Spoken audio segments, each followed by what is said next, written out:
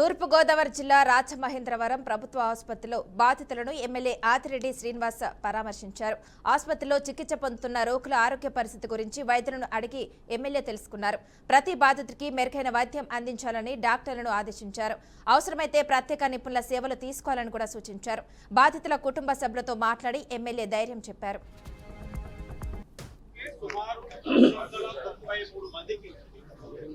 Sample సేకరించడం జరిగింది.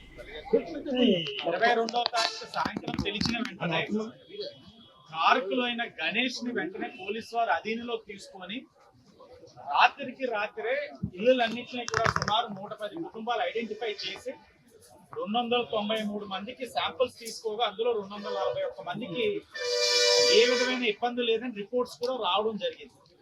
ఇంకా 50 మందికి ఇంకొక 2-3 గంటలు అవి కూడా రావడం జరుగుతుంది. దురదృష్టమైన సంఘటన.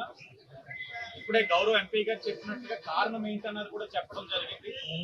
తెలిసి చేశాడా తెలియక చేశాడా అన్నది పక్కన పెడితే ఇబ్బంది అయితే కలిగింది. మరణించారు, ఇబ్బంది పడతా ఉన్నారు కొన్ని కుటుంబాలు. ప్రైవేట్ వ్యాపారం చేసుకుంటున్న వ్యక్తి అయినా సరే చేసింది తప్పు.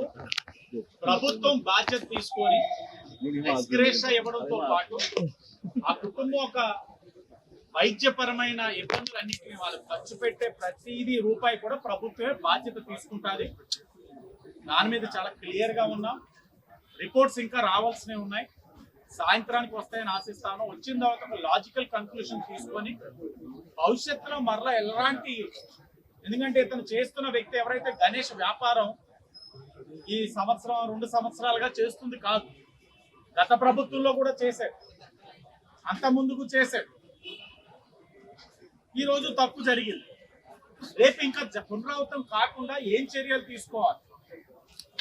జిల్లా యంత్రాంగం, ఆ శాఖ సంబంధించిన వారందరూ కూర్చొని భవిష్యత్తులో మరలా జరగకుండా ఉండేందుకు కూడా నిర్ణయాలు కూడా తీసుకుంటామని కూడా తెలియజేస్తూ, ఆ కుటుంబాల ఒక ఆవేదన అంతా ఇంత కాదు.